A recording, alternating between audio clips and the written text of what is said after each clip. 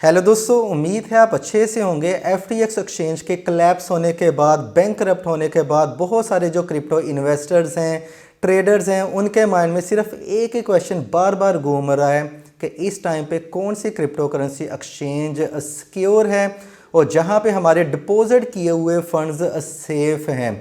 तो मेरे पास एक पूरी क्रिप्टो करेंसी एक्सचेंजेस की लिस्ट है जहां पे मोस्टली जो ट्रेडर्स हैं वो इस टाइम पे ट्रेड कर रहे हैं, उनके फंड्स वहां पे डिपॉजिट हैं। तो वो मैं आपको सबसे पहले लिस्ट बता देता हूं, फिर इनके बारे में बात करेंगे कौन सी क्रिप्टो करेंसी एक्सचेंज इस टाइम पे सिक्योर है। इसके अलावा एक टर्मिनोलॉजी है क्रिप्टो करेंसी ट्रेडिंग की जो कि डायरेक्ट कनेक्ट होती है क्रिप्टो करेंसी एक्सचेंजेस के साथ। वो टर्मिनोलॉजी है प्रूफ ऑफ रिजर्व, जिसको POR भी कहा जाता है। अनफॉर्चुनेटली हम इन टर्मिनोलॉजी की तरफ ज़्यादा तवज्जो नहीं देते हैं, हालांकि ये जो इन्फॉर्मेशन है इनका जानना बहुत ज़रूरी होता है कि आपके फंड्स के साथ क्या हो रहा है।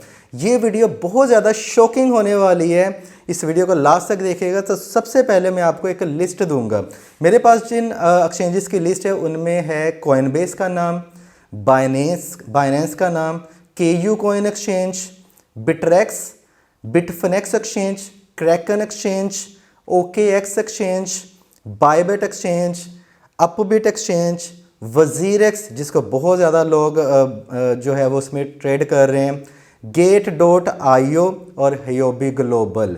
हम इनके बारे में बात करेंगे। तो सबसे पहले जो टर्मिनोलॉजी है कि प्रूफ ऑफ रिजर्व क्या होता है, इसका मतलब ये होता है, आप आजकल ट्विटर के ऊपर प्रूफ ऑफ रिजर्व का वर्ड बहुत ज़्यादा देख रहे होंगे। इसका मतलब ये होता है कि अगर जो भी फंड्स आप किसी क्रिप्टो करेंसी एक्सचेंज के ऊपर डिपॉजिट करते हैं वो एज इट इज़ वहाँ पे वैसे ही नहीं पड़े रहते।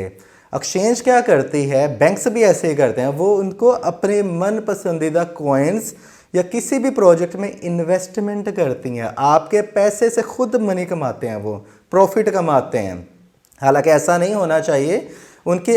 अच्छा, जैसे बाइनेंस का मैं आपको एक एग्जांपल दूंगा, आपको सारा गेम प्लान समझ आ जाएगा।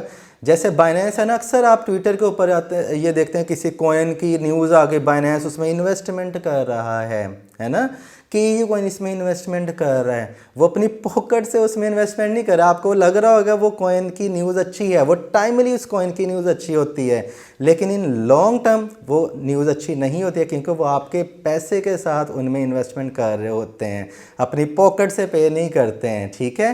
प्रूफ ऑफ रिजर्व का मतलब ये होता है कि जितने फंड्स आपके उस एक्सचेंज में पड़े हैं, ज़रूरत मिलने पर आपको वो एक्सचेंज वाले वापस भी करें। छोटे मोटे विड्रॉ तो होते ही रहते हैं, जब बड़ी अमाउंट होती है ना वेल्स उसमें डिपॉजिट करते हैं, और जब इस तरह की प्रॉब्लम आती है तो वो बड़ी अमाउंट है वो विड्रॉ नहीं कर पाते हैं क्योंकि उन्होंने अदर जगह पे इन्वेस्टमेंट की होती है। तो क्या होता है, जब भी ऐसी न्यूज़ आती है तो वो उसमें इन्वेस्टमेंट करते हैं। जैसे बाइनेंस ने BUSD कॉइन के अंदर इन्वेस्टमेंट की है, चेनलिंक के अंदर की है, इसके अलावा BNB कॉइन में उसने इन्वेस्टमेंट की हुई है, शिबा इनो कॉइन के अंदर इन्वेस्टमेंट की है, डॉज के अंदर इन्वेस्टमेंट की है ना। ये इनके प्रूफ ऑफ रिजर्व है। किसी वजह से बाइनेंस एक्सचेंज को कोई प्रॉब्लम हो जाती है तो ये सारे के सारे जो प्रूफ ऑफ रिजर्व में उनके कॉइन्स पड़े हुए हैं वो सारे के सारे डंप हो जाएंगे, और अनफॉर्चुनेटली अनलकली वो आपके पैसों के साथ ही इन्वेस्टमेंट करते हैं। और एंड ऑफ द डे में जब उनके पास इनफ पैसा नहीं होता है, कोई बड़ा लूप होल आ जाता है, जैसे FTX एक्सचेंज में हुआ था, बहुत सारे जो फंड्स हैं वो विड्रॉ होने शुरू हो गए थे, तो उनके पास एंड ऑफ द डे में लास्ट जो यूज़र्स होते हैं उनको देने के लिए पैसे नहीं रहते हैं। अब SEC ये मुतालबा कर रही है हर एक्सचेंज के ऊपर कि आप अपना प्रूफ ऑफ रिजर्व शो करें हमें कि आपने किन एसेट्स में इन्वेस्टमेंट की हुई है, और इसके अलावा जितना आपने डाटा शो किया हुआ है कि हमारे पास इतने BTC का वॉल्यूम है, एक्सचेंज के ऊपर लोगों ने इतना डिपॉजिट किया, उतने क्या आपके पास स्पेयर फंड्स पड़े हुए हैं। मज़े की इन्फॉर्मेशन है ना। तो ये बहुत अच्छी बात हो गई कि हर जिसे कहते हैं मुश्किल के बाद आसानी होती है। FTX में लोगों ने बड़ी मुश्किलात देखी हैं। अब आसानी ये है कि नेक्स्ट टाइम के लिए ये एक्सचेंजेस अपने प्रूफ ऑफ रिजर्व शो किया करेंगे कि इतने फंड्स हैं, ये जो हमने एक्स्ट्रा इन्वेस्टमेंट की अपने प्रॉफिट के साथ अपनी पॉकेट मनी से की है, आपके फंड्स का इसमें कोई लेना देना नहीं है। अब बात करते हैं कि इतनी बड़ी लंबी लिस्ट जो मैंने आपको बताई है, इनमें से कौन सी क्रिप्टो करेंसी एक्सचेंज सबसे ज़्यादा सिक्योर है। अनफॉर्चुनेटली कोई भी क्रिप्टो करेंसी एक्सचेंज इस टाइम पे 100% सिक्योर नहीं है। कोई कह सकता था कि FTX एक्सचेंज जो है वो बैंकरप्ट हो सकती है, कोई भी नहीं कह सकता था, है ना।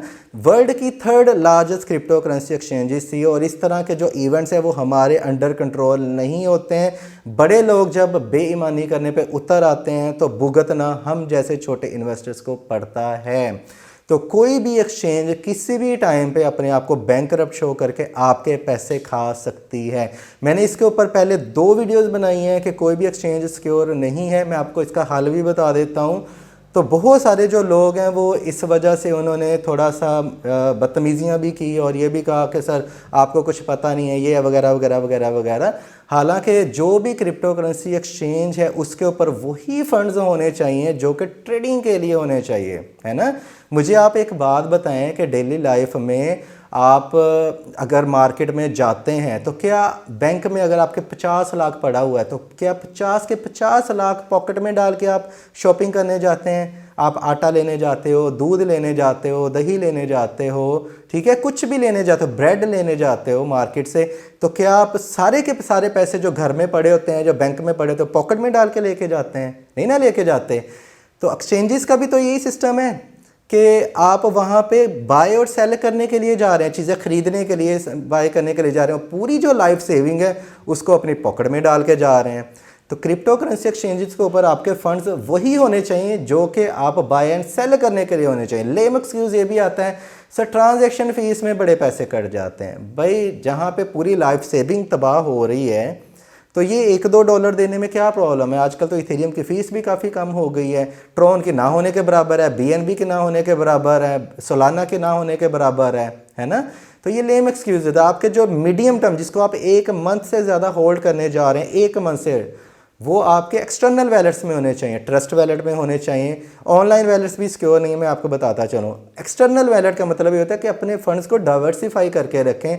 ट्रेजर ले लें, नैनो लेजर एस ले लें, सेफ पेल ले लें, जो ऑफलाइन वैलेट्स हैं आप इनकी जो ओरिजिनल वेबसाइट है वहीं से ही बाई करें, अमेजोन से बाई ना करें, फ्रॉड हो जाएगा।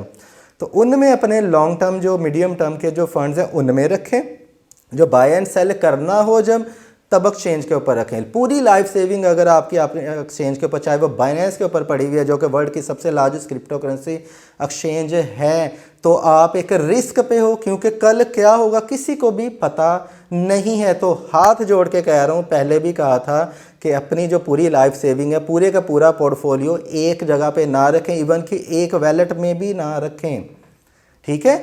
तो इस टाइम पे कहा जाता है कि बाइनेंस सिक्योर है, 2 दफ़ा इसके ऊपर भी हैकिंग अटैक हो चुका है, लेकिन इनको ज़्यादा बड़ा नहीं था, इन्होंने फटाफट से यूज़र्स को उनके फंड्स वापस कर दिए। एक अच्छी पॉइंट बात। दूसरी KU कोइन एक्सचेंज के ऊपर 1-2 हुए हैं, उन्होंने भी वापस कर दिए, प्रूफ ऑफ रिजर्व शो करके हमारे पास इन्होंने फंड्स पड़े हुए हैं। कोइनबेस अच्छी एक्सचेंज है। बाकी जो छोटी छोटी एक्सचेंजेज हैं इनके ऊपर अगर आप कोई स्पेसिफिक कॉइन है, लिस्ट हुआ है, बाकी इन बाइनेंस, KU कोइन, कोइनबेस के ऊपर नहीं है, तो फिर आप उनको बाई करें, एक्सटर्नल वैलेट में ले जाएं, और जब सेल करना हो तो दोबारा इन बाकी जो लिस्ट बची है तो उनके ऊपर आप जाके सेल या बाई कर सकते हैं। रूल यही है, वही फंड्स रखने हैं जिन फंड्स के साथ हमने ट्रेडिंग करनी है। तो प्रूफ ऑफ रिज़र्व भी आपको समझ आ गया, क्रिप्टो करेंसी एक्सचेंज की हकीकत भी आपको समझ आ गई। अभी जैसे Gate.io ने अपने पूरा रिज़र्व बताया, शिबा इनो कोइन के अंदर बहुत ज़्यादा इन्वेस्टमेंट है। कल अगर कभी Gate.io को हो जाता है कुछ, तो आपके फंड्स भी गए, शिबा इनो कॉइन भी डूब गया। तो आप इसके लिस्ट बना लें, आजकल प्रूफ ऑफ रिजर्व सबके आएंगे, लिस्ट बना लें कि कौन सी क्रिप्टो एक्सचेंज के पास कितने फंड्स कौन से कॉइन में इन्वेस्टेड हैं, वो लिस्ट बना लें। अगर उस एक्सचेंज के साथ कोई भी प्रॉब्लम आता है तो सबसे पहले वो कॉइन्स अगर आपके पोर्टफोलियो में हैं उनको सेल करें, जान छड़वाएं अपनी। ठीक हो गया। FTX एक्सचेंज में मैंने आपको FTT का कहा था कि सेल कर दें, उनका अपना है, सबसे पहले ज़ाहिर सी बात है वो तो डंप होना ही था। सोलाना का फ़िलहाल कहा था इसको डंप कर दें। इसके इकोसिस्टम में रे कॉइन हो गया और भी बहुत सारे जो कॉइन्स हैं वो डंप हो गए, और 40%, 50%, 70%, 100% भी कॉइन्स जो हैं वो डाउन हुए हैं। सिर्फ मुझे ये इन्फॉर्मेशन कैसे पता थी, क्योंकि मैं प्रूफ ऑफ रिज़र्व के ऊपर नज़र रखता हूँ। अब बाइनेंस एक्सचेंज को कभी इशू होता है, खुदा ना खासा होता, मैं नहीं ये कहता हूँ कि होगा, अगर कभी ये इशू होता है बाइनेंस एक्सचेंज को तो सबसे पहले BNB कॉइन डूबेगा। मैंने 2017 में इसके ऊपर एक वीडियो बनाई थी कि भाई BNB के ऊपर आप टाइमली अगर कोई कॉइन की न्यूज़ आती है तो उसके अंदर इन्वेस्टमेंट करें, प्रॉफिट निकालें, टाटा बाय बाय। आपने कभी गौर किया है कि मैंने कभी भी BNB कॉइन का सिग्नल नहीं दिया है ना।